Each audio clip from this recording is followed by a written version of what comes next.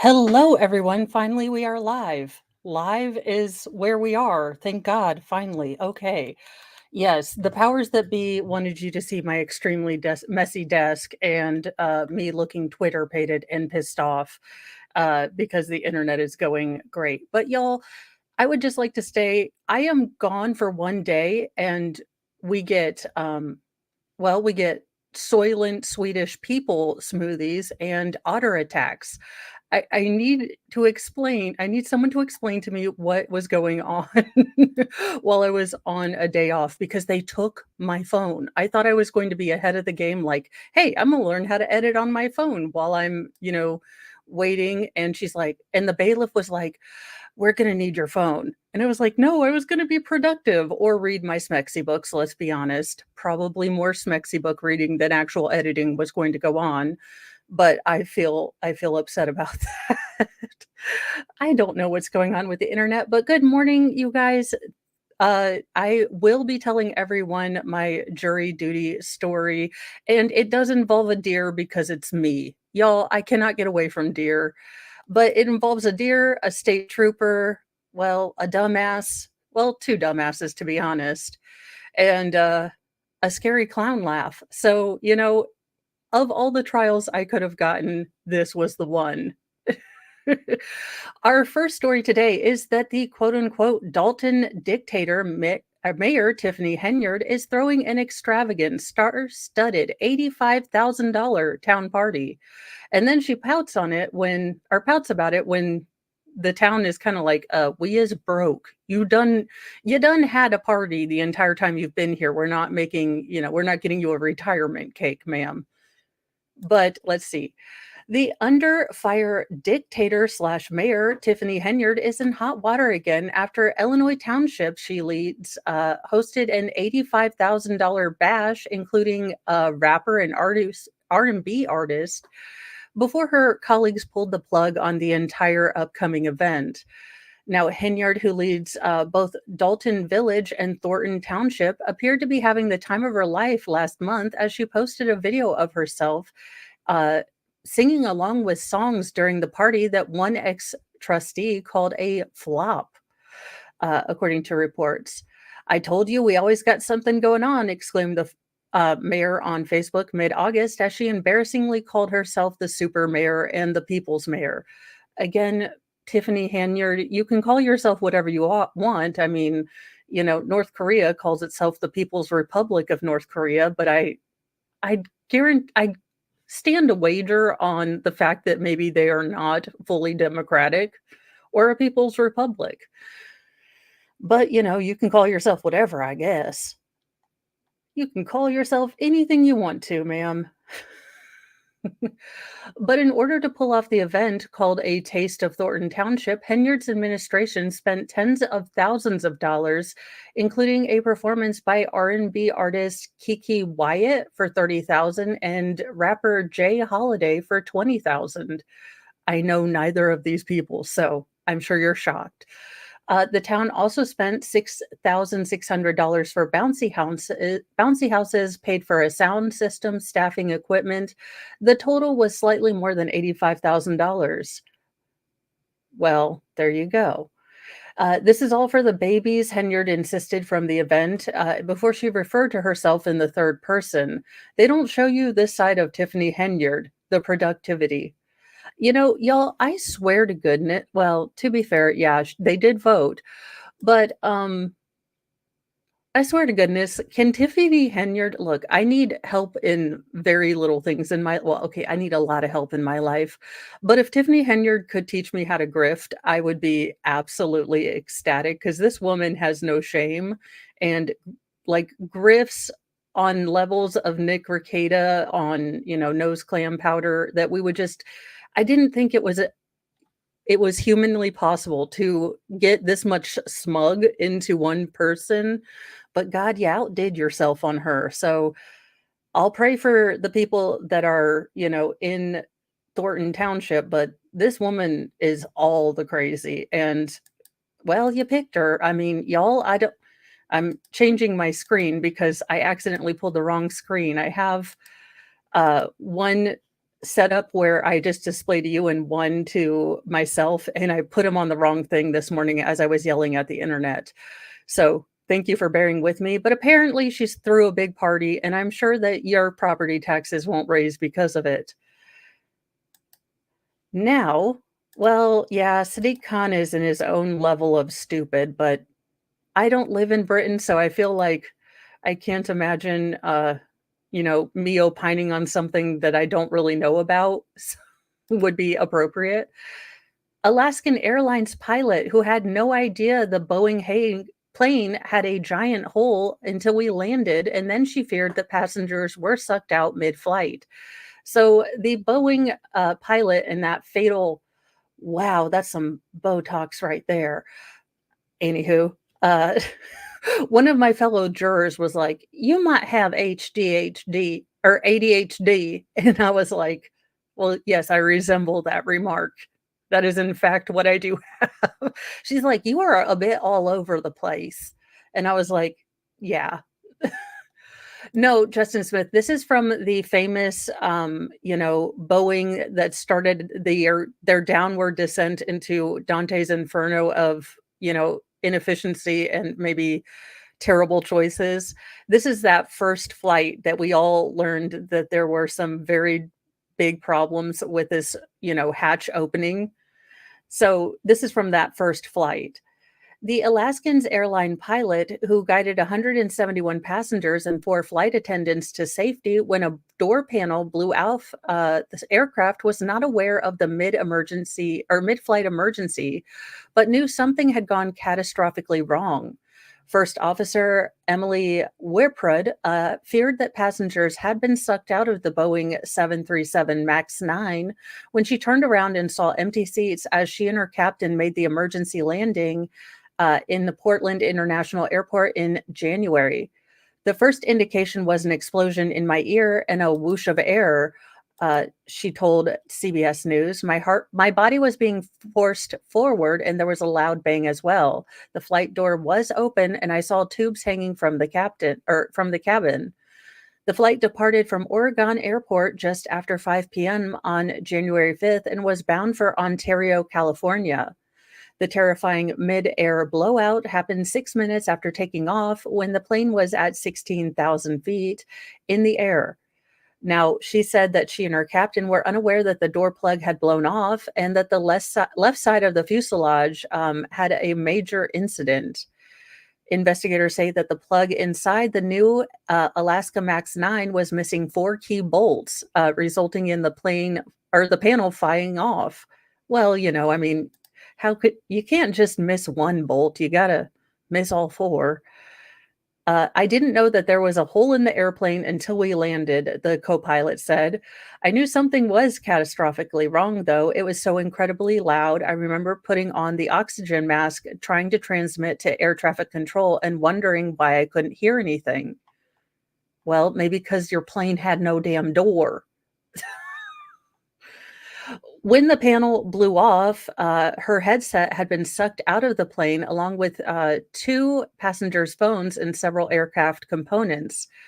Whiprid at one point turned around and opened the flight deck's door, where she says everyone was looking at her and remained calm and quiet before asking flight attendants if everyone was good. One attendant responded, "There are empty seats and injuries." I opened the flight deck door and I saw calm, quiet, hundreds of eyes staring back at me, she said. She asked the flight attendants if they were okay, and the crew members told her again the same thing that I just said. Now, the co-pilot and one of the flight attendants feared that they might have lost passengers because of the explosive decompression. Now, I said there's a hole in the plane, in the back of the plane. I'm not sure. We might have lost passengers. One flight attendant with about 20 years of experience told the National Transportation Safety Board after spotting the hole in the plane and 5 empty seats. The unnamed attendant was worried about an unaccompanied child toward the plane's rear. All I could think was that he was sitting there and he's too small to reach the mask and was probably really scared. One teen who was sitting near the hole had his shirt ripped off his body by fast flowing air. Now, remarkably and as a miraculously, there were no fatalities. So everyone got back down on the surface of the ground, just okay and everything like that.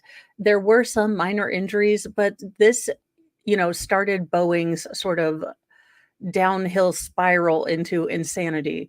Now, what I will say is that this pilot is probably no longer flying. When you become a whistleblower, when you go to national media and you tell people she is probably never going to have a career in aviation again. Now, that's just my thing. It might be different for her as a pilot, since she is not linked to Boeing. But I do know that all of these whistleblowers with Boeing seem to be meeting with really weird, coincidental Hillary Clinton side sort of things, allegedly. I am I am simply saying that there are a lot of whistleblowers that seem to be eating poisoned food here lately. Boeing, I am looking at you. This is not a side eye. This is a like, coincidence.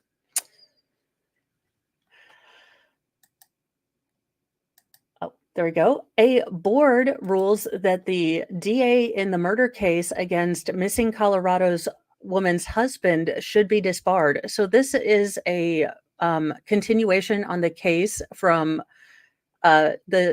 Susan Morphew case. Apparently, that district attorney is looking at possible disbarment. The Colorado district attorney at the center of the failed murder prosecution of the husband of Suzanne Morphew, who disappeared in 2020 and was later found dead, should be disbarred over multiple quote unquote ethical violations while in her elected position, a state disciplinary board ruled Tuesday. Linda Stanley, the district attorney for the 11th Judicial District, who led the prosecution team against Barry Morphew. Good morning, Michelle's Mixed Media Madness. Thank you for joining. And thank you, everyone, for joining this morning. I know I'm a little discombobulated. Usually I say good morning to everyone, but my internet was being a butt, and I don't do well with internet buttholeness. So I really do still appreciate it. And thank you for joining this morning. Now, they say that she, quote, gravely abused her position of trust as a public official and minister of justice after she made improper statements to the media, did not adequately supervise the prosecution, which included numerous discovery violations, and used her team to go after the judge who presided over the case, state disciplinary authorities ruled. The disbarment would take effect in 35 days, and Stanley has a week to appeal this decision. A lawyer for Stanley and the DA's office could not or did not immediately respond to a request for comment on Tuesday.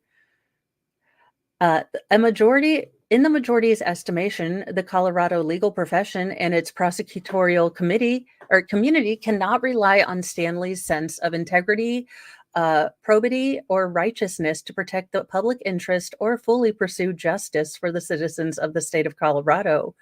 The 83-page disciplinary order says her disbarment is therefore warranted. I do need to look to see if we can find that 85-page document, because I bet that is full of all of the crazy. So I will ask Jedi Jess if she could get that, because Veilhammer will not be around. This is a little housekeepy. Veilhammer has previous engagements this Saturday. So instead of Legal Shenanigans Theater, we might go over this. I will be completely transparent, though. I did not really get into the Suzanne Morphew case. So this would be sort of a learning experience for me as well. We might just do a, kind of roundup of that case.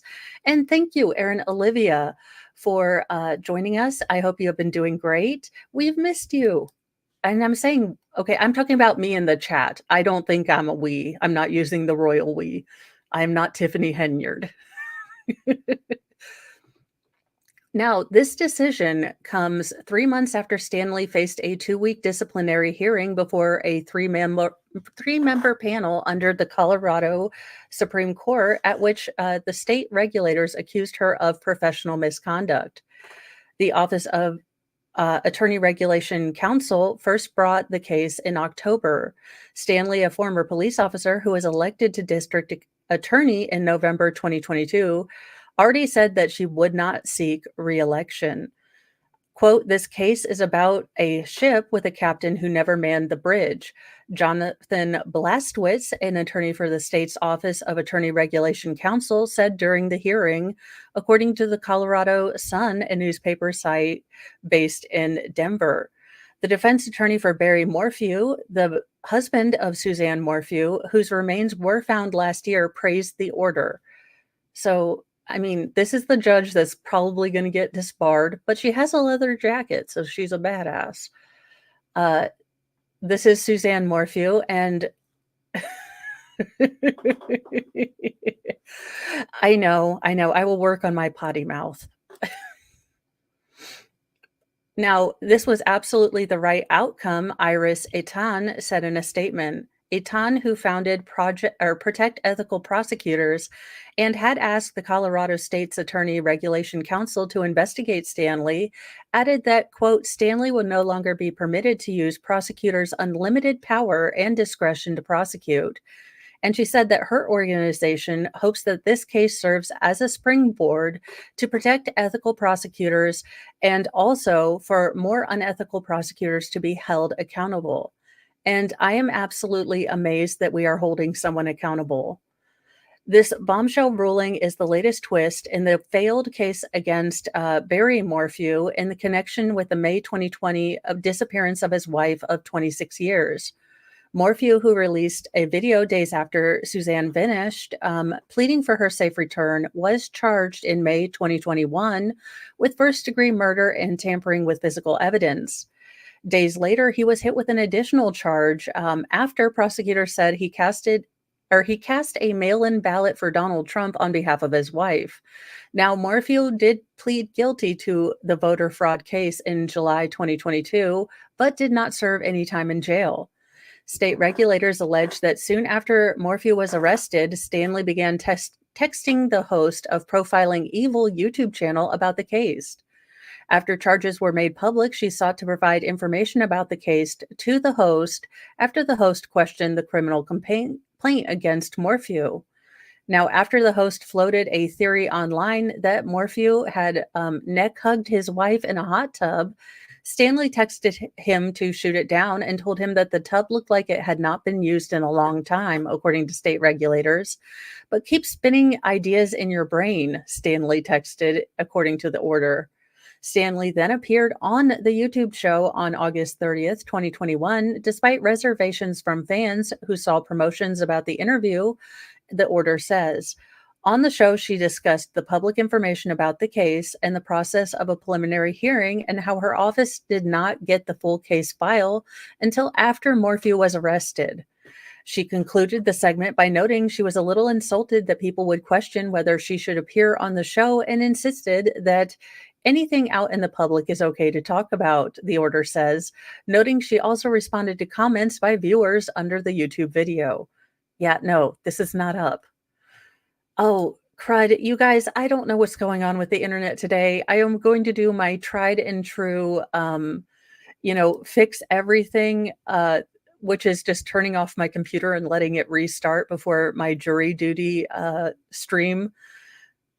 Observation station, I will have to look into this, but that might be my tentative plans going forward on Saturday instead of Legal Shenanigans Theater. We might be doing Let's Learn About the Morphew case through articles and different things, and just getting into that. There are so many cases. I mean, I am probably missing like 84 cases right now. So it is nice to be able to have the opportunity to maybe go back and learn about cases that I'm not familiar with. But this sounds like complete and total lack of prosecutorial discernment, because the fact that she would go on a YouTube channel while the case is still pending is absolutely redonkulous, and she should be disbarred. No one should be allowed to use their power as the state to punish someone if they don't have the evidence. I will have to look Honestly, observation station, when I say I haven't really looked at it, I really haven't. So it'll be nice to maybe have people that already have strong feelings. That was the really, really cool part about the Karen Reed case when the Broken Baker invited me on the panel is I had all of you guys who knew or all the chat and, Baker and Jamie who knew all the sort of players. So it was interesting to go into a case where so many people were very, very decided and, getting to watch, as I kind of said, this doesn't make any sense. So we will probably be doing that. I will probably be working on setting that up after I do, the restart and pray on my computer. Well, the wife did admit she might have messed up a scotch. She was having a bad day. It was a little bit of an oopsie. Woman admits she quote unquote messed up by, perforating her ex-husband over 90 times in a garage fight. It wasn't one of their better days. She's like Sarah Boone. It was a good day until, uh, well, I kind of stabbed him 90 times. A Virginia woman told the police she quote unquote messed up after her husband's body was discovered with almost 100 stab wounds.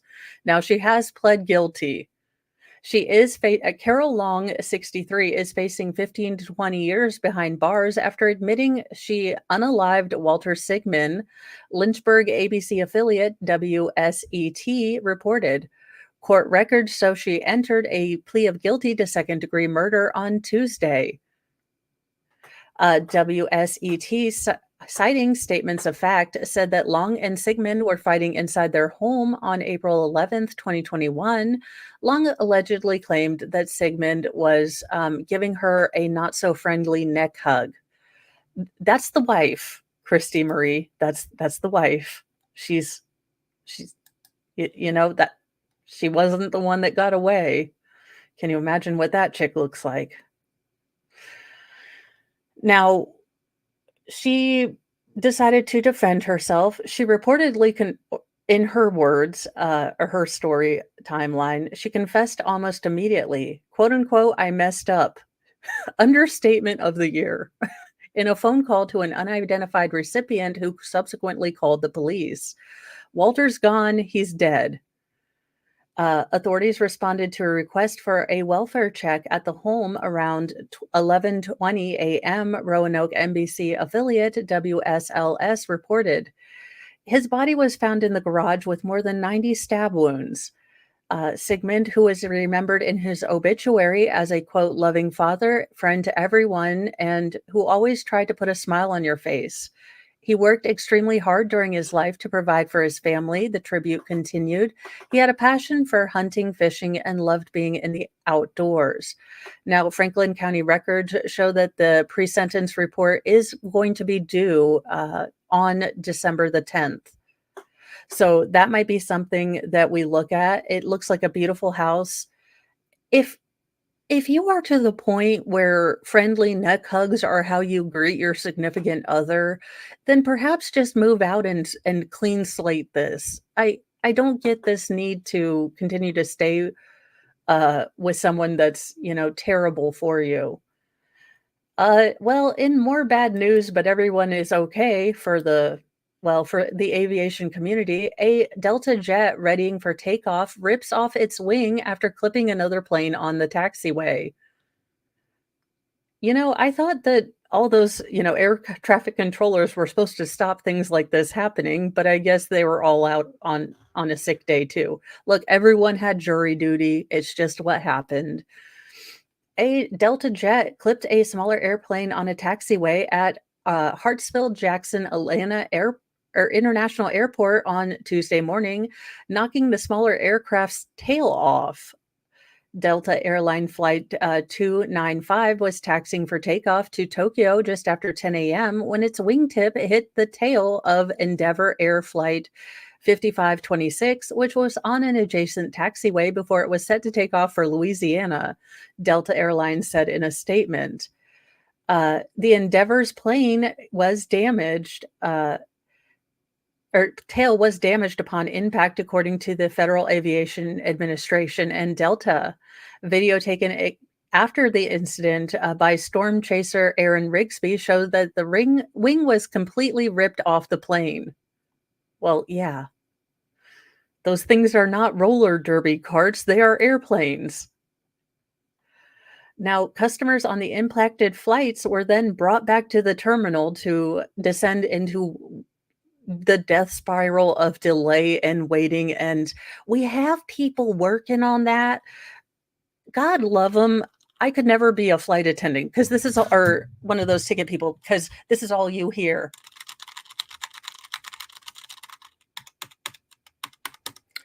Well, you know what, sweethearts, we are doing all we can for you. Bless your heart. It looks like there is a delay. I am guaranteed that they are just pushing all the letters like I am doing right now. And then they're like, no, it just brings up a big FU screen and it just prompts you to go through these little signs like, we are working our hardest, darlings. We are getting some vouchers for you. Now, we don't have any more peanuts because people have allergies, but would you like some pretzels while you wait? And we are plumb out of any, refreshments other than pretzels. So you're going to have cotton mouth. Everyone on the plane was really upset about Final Destination being the in-flight movie. But, the aviation community just can't get a win here. Yeah, that's just plumb off right there. Well, look, these are not this article was not written by a planologist, so they were confused. That's a rear tail mount is what I would call it. But I am also not a planologist, so there you go. Apparently, make the great American car trip great again. That was Boeing's slogan this year, apparently. Now, you guys, I need you to fire up Lord Chippy because we have 2 contestants, and I am just about ready to send people directly to, Lord Chippy, allegedly in Minecraft, no questions asked for this story. These 2 dumpster water humans, allegedly, and terrible Dragon Ball Z fans. Quote, "This is not okay. These 2 human dumpster fires decided to leave a pair, 8 puppies to pass away, sealed in a plastic tote in the sweltering heat outside a closed humane society." Now, again, I'm glad I wasn't around because Mr. Mo is not the biggest dog person, but if I found puppies in a plastic container, we would have I would name them after all the Snow White's little dwarves, and then I would have a Dopey too, because we'd have a puppy invasion. There is no way. These people need to be sent to the sun, allegedly in Minecraft. 2 Missouri men faced charges in connection with leaving 8 puppies to pass away of heat exhaustion in a sealed plastic tote outside of a local humane society that was closed for the day. Seth Vale, 30, faces 8 counts of animal abuse, while Samuel Allen, 36, also faces charges in the ongoing investigation, Jasper County Sheriff's Office said in a news release. The heartbreaking discovery was found on Sunday when workers from the Jasper County Humane Society opened the tote and found that all 8 puppies had unfortunately passed away because they were left in a damn freaking tote on a hot day. Deputies launched an investigation after being called out to the Humane Society on Monday at 11:40 a.m. So you're telling me that these 2 upstanding rejects couldn't have waited till Monday when the place was open if they didn't want the puppies? Absolutely just human trash water behavior, and I am done for it. I am done with people doing human garbage water behavior. Now, once there, a deputy said a caller reported finding the toad on the property between 2 bushes. A veterinarian determined that unfortunately the baby the babies died because of, heat exhaustion. And no, this is actually in Missouri, JKD Buck, Missouri. Just, yeah, Thorber is not impressed. Thorber is about to throw down. Now, good idea, but I only thought of Snow White first. But that would have been a better idea. Now, they just I'm not even finishing this article because these two people are so irritating, but gentleman one and gentleman two, or demons in a human suit, both of y'all. Let me explain to you how very lucky you are that I just did jury duty. I don't serve in Missouri because I would try to upgrade your charges, okay? I would put you in the gulag. So don't you worry. You be glad you are in Missouri and I have no jurisdictional power there. Good morning. No worries. I was late too. My internet decided to be a ding dong.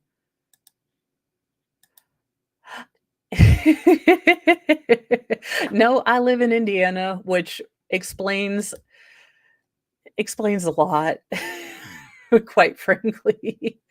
Now, y'all, I am gone one damn day, and this is the story that comes out when I had no access to my phone. How dare you? No, I actually got for some reason, people seem to think I'm smart when I say things that I think are just normal. I don't know. They picked me as a premier jury, or they made me four-person. Y'all, how in the world do I become the become the voice of logic? All this and more on my jury stream, or my jury duty stream, because they couldn't have gotten the case involved deer, y'all. 2024, I love you, you sparkling crazy bastard diamond. Keep shining on. But could I have gotten a case without a deer in it? No. I wanted to be called the four tits of the because the reason they changed it to premier juror is because people were upset with foreman. I personally don't care. I think it's dumb to be upset when, we have all agreed on terms, man meaning human. But I was just like, I would like to be four tits, or, juror with the best rack. I mean, whichever, rack of justice. I think I'm going to call myself rack of justice. Anywho, let's get into the Switzerland. Miss Switzerland finalist strangled to death, then pureed in a blender by her husband. Why? What in the y'all are gonna bring the rapture upon us, and I'm not a good enough Christian to get taken away yet, and I do not want to be stuck with fucking Nicolas Cage in 84,000, Left Behind movies. Sorry, you guys, I didn't mean to pull out the F word, but what the hell is going on? What the hell? A former Miss Switzerland finalist was unalived and savagely dismembered by her husband, who then pureed her remains in a blender. Did he watch the Adam Montgomery trial? What the hell? Stop using blenders, people. I have to make smoothies too. I am trying to be freaking healthy. And now every time I make a smoothie, I'm going to have to make sure that, my frozen fruit doesn't have soylent people in it. Flip's sake. Anywho, now that I've made it all about me, let's get to the actual victim. Sorry about that. Christina Joksimovic, 38, was found slain in her home February in Binghamton, in the near the city of Basel in Switzerland. How was she found slain if she was people smoothie? Like, did you go in and say, this isn't tutti frutti? That smells like wheatgrass and PV contestant? How do you, what? Her 41-year-old husband, who was only referred to as Thomas in local media reports, was taken into custody, but has appealed for his release, which was rejected on Wednesday by the country's federal court in Lausanne after confessing to the unaliving. Well, yeah, they generally don't let you out on bail if you plead guilty, sir. I mean, I am not really familiar with the Swedish judicial system, but sometimes something tells me that if you confess to blending your wife, you're not getting out. I know. Also, was it a Vitamix? Because I have one, but if there's a stronger blender, I kind of need to know. But we spent way too much on a Vitamixer. Personal note for y'all: if you are stuck in the Costco, do not give in to the temptation to get a free knife and go see one of them displays. Because my husband bought a Vitamixer, and just don't. I mean, I love my Vitamixer, don't get me wrong, but we paid a whole hell of a lot for a blender that does not even help fold the laundry, and really, that's we wanna go luxury, I want something that helps me fold the laundry. Now, the ruling, which brought horrific new details about the murder to light and an ongoing investigation, has revealed, quote, concrete indications of mental illness in the case, according to a Swiss outlet. Now, her body was discovered on the night of February 13th. And I mean, she looks like a lovely, very beautiful woman. I mean, I am not shocked at all that she competed in beauty contests. The model's husband and father of her two daughters admitted that he had unalived her in March, but said it was to protect himself after she had previously attacked him with a knife. Sure, sure, Jan. She's all of what? Let's look at this picture because she's all of 94 pounds, which I have never seen in my entire life. I think I skipped past that in middle school, but I digress. This man is like 6'4" and outweighs her by a factor of two. But he was scared of her. Now, y'all, I have seen single female body cams. Women are crazy. I'm not going to lie. But yeah, no, in a fight, this man is not terrified of her unless she has a force multiplier. Just no, it's not no, I refuse to believe that he was terrified for his life. However, medical experts have found no evidence of self-defense and identified her cause of death as strangulation. Now, her body was then pieced out with a jigsaw, knife, and garden shears, according to an autopsy report obtained by the outlet. Now, several of her body parts were then chopped up with a hand blender and pureed and dissolved into a chemical solution. Thomas was arrested the day after her body was found. Initially, the investigators, the month prior, he told them that he had found her dead a month prior, and being in a panic, he decided to dismember her instead of. Anyone with a knife can be extremely dangerous. As soon as I said the words, I was like, dang it, Mo, people with knives are scary, and I would be scared too. But what he was trying to tell the investigators was like, look, I came home and she must have just died because I did the laundry. I folded it all. I had the towels in thirds like she asked. And then she was just dead on the floor. I think I killed her by doing the laundry. And then I panicked and I was like, I need our NutriBullet. Yeah, somehow I think that's not gonna fly. Now, Thomas showed a quote noticeably high level of criminal energy, lack of empathy, and cold-bloodedness after killing his wife and trying to cover it. Prosecutors said on Wednesday's update. I like a noticeably high level of criminal energy. Criminal energy. Now, Juxmovic was crowned Miss Northeast Switzerland in 2007 and was a finalist for Miss Switzerland. She later ran her own business as a catwalk coach and mentored model Dominique Rinderknecht or Rinderknecht. Look, there's a K in there, but I don't know how you get and k right next to each other. I don't know, but I think the prosecutors just said criminal vibes.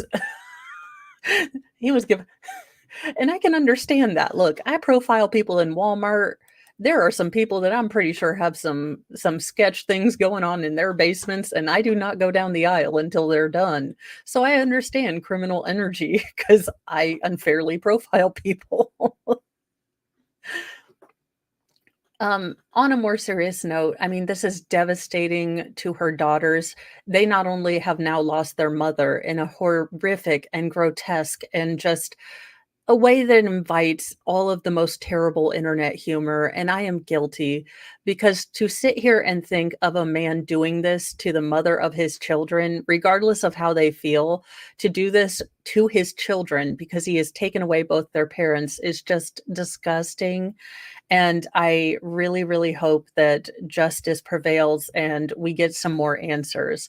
I do not know how the Swiss justice system works, so I don't know if he will be able to use mental health things, but just gross and disgusting. Now, I haven't seen an update on this. If you guys in the chat know, because I will tell you, yesterday I got home at about 7:30 at night. I did not even eat a full hamburger and I went to bed. So I have stayed nowhere on top of any news stuff. So if you guys do know, I do not know if the fugitive accused of opening fire near the Kentucky highway has been caught. If not, this is just a story to remind you to keep your eyes open. I want all of my viewers to be safe. If you're in the Midwest, keep your hands on head on a swivel and, be aware of your surroundings because I don't want anyone more to get hurt. And it seems like this person allegedly is heck bent on hurting people. So I really do hope that they find him. Annie, so we had an opportunity to go eat. I will say that the courtroom was very efficient and sort ofly. They were efficient for a courtroom, and I got to eat some lunch, but they may have look, Morgan County Courthouse may have a final destination elevator because, I have a little bit of limited mobility. And so our first break, I used that elevator to go text Mr. Mo, like, hey, you're going to have to pick up the boys. They will not get me off of this trial. They will not let me come home. So I got that done. And as I'm coming back up from the elevator, the very kind bailiff told me, "Oh, well, that elevator is okay, sweetie, but I tend to use the stairs because it gets stuck between floors sometimes." And I was like, one should really tell someone if you have a final destination elevator in the courtroom. So I was up and down the stairs, and it's nice that I can do that and that working on my stamina and walking is really actually paying off, but I am paying for that today. I will be very honest.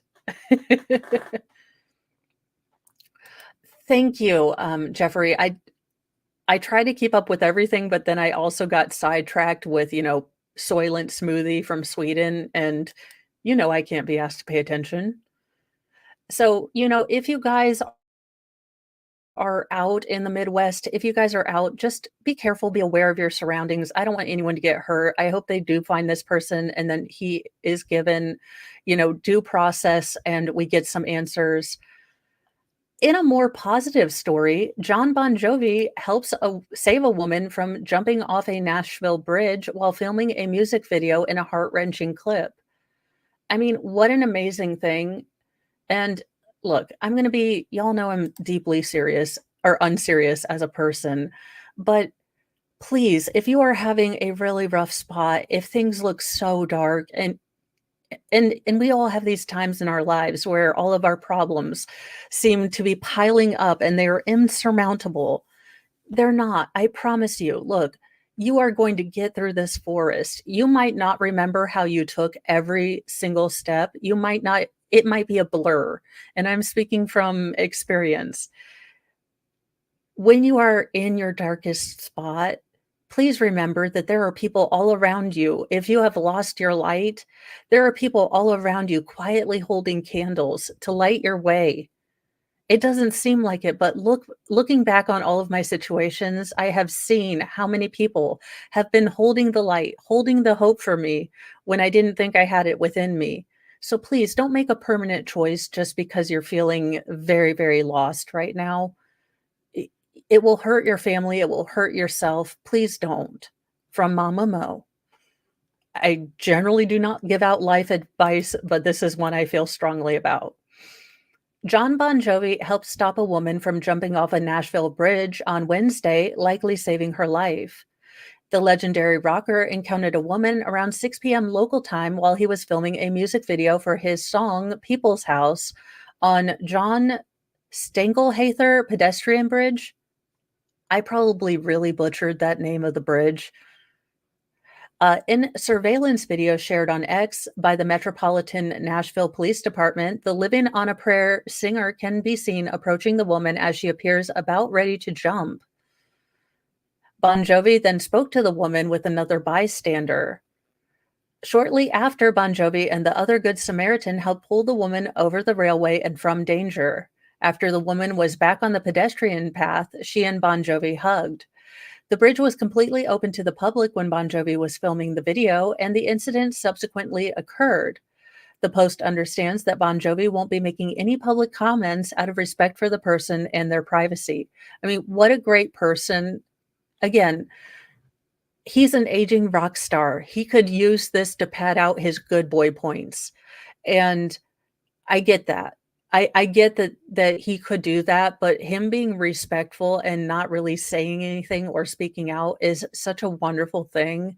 And it's shocking that this would be something that would be abnormal because a lot of other stars, I am shocked that he's not making a publicity, blitz about this. So what a good human being. Greedy bloke, I don't know, but if so, well, at least he's humble. So what a respectful thing, what a good thing. A lot of people don't want to get involved, and for the two people, the other Good Samaritan that got involved, thank you. And I'm sure this woman's family, her future friends, her friends now will thank you. A source told the Post that Bon Jovi did what any person who found themselves in the situation would have done, offering a helping hand to the person in need. Though in some ways the singer may have been uniquely poised to help this distressed individual, Bon Jovi created the BJB Soul Foundation in 2006. Sorry, I'm so used to saying 2020. To provide pragmatic ways out of homelessness, poverty, and hunger for families across the U.S. As the organization's founder, he has been thoroughly trained in speaking to people who find themselves in crisis situations. He's also put that training to use in the real world, having worked with people in crisis dealing with battles such as hunger and homelessness. The Nashville Fire Department and Metropolitan Police Department arrived on the scene shortly after Bon Jovi's heroic actions. The Metropolitan Police Chief, John Drake, praised Bon Jovi in a shout out the department posted on X. "It takes all of us to keep each other safe," Drake said. The rock star was lauded by others on social media. "The man is a GD saint," one person wrote on X. "John Bon Jovi, really a legend. What a guy, man." Eerily, the John Stengelhather Pedestrian Bridge was named for a reporter who stopped a man from jumping off the bridge and deleting in the 1950s. Prior to the filming of his video on Wednesday and saving a life, Bon Jovi performed in Nashville on Tuesday night at where else but the John Bon Jovi Bar. He even stepped behind the bar at one point during the evening to serve drinks to patrons. So this is a good story. And just again, another personal aside, please, please don't make a permanent choice over something that I know seems huge right now. I know you cannot see a way. When you are in the thick of things, you just can't. But don't make a permanent choice. Look instead, and this has helped me out. I don't know how it will translate for you, but look for the people that are holding the light, that are there just being supportive. And they might not even be people that you know. It could be the person that just smiles at you every time you go to Walmart. I'm going to go a little bit on a personal tangent here to kind of make my point. When I was living down in Columbus and I had just, my marriage wasn't great. Things were not going very well to me for me. You know what always touched my heart? There was a greeter in the Columbus Walmart who was the sweetest man ever created, I believe. He got to know people. He would say hi to me and like, "Oh, she's," because my daughter was itter bitter by then. He's like, "She's gonna be a heartbreaker." Just very sweet, just always kind. You never could tell if he was having a bad day, and those kindness, those small things got me through some of the worst days of my life. And, you know, I really wish that I had gotten a chance to tell him how absolutely incredibly necessary those lifelines of kindness were, because I moved out of Columbus and haven't been back, but I recently saw that this particular um, greeter had passed away, and my heart just broke because I can only imagine how many other people he saved with his absolute kindness, joy, love of life. So please don't make a permanent choice. Things will get better, I promise. And when everything else fails, reach out for help. It is not weakness. It is, in fact, the strongest thing that, or the hardest thing and the most brave thing you will ever do. Reach out. People will understand. You are not as weird as you think. This is, please just don't make a permanent choice. Don't hurt your family. Don't, please. Now, y'all, I don't even know what to say to this. This is the problem with my channel sometimes, is that you go from a very heartfelt plea to, think of others and, reach out for help, to jogger left bloodied, dazed, and crying after getting mauled by a gang of otters. I, yeah, I don't even know if I read about this in the Revelations. I mean, what the hell is going on here, you guys? I can't. Slinky, that is a great idea. I will have to definitely do that, because there were days that, his smiling face, his kindness were the only kindness I ever got. And that's not to bring out my personal story or to make myself a victim or what have you, but it's just to say, please be kind to others. Please remember that you don't know what's going on in people's lives, and just being kind, just giving that little compliment out, just smiling, it's beyond measure the worth that it is during certain days. That otter leave a mark. All right, that's it. New York Post, I am taking you to pun prison. That is ridiculous. A woman was left crying in a pool of her own blood after getting savaged by a gang of otters in Malaysia. The unidentified victim was reportedly jogging through Tanjung Aru Recreation Park in Sabah when she was the victim of the eight, I guess, otter crew. Accompanying footage shows the water weasel ocelot, or oct- octuple, fleeing the scene after the attack.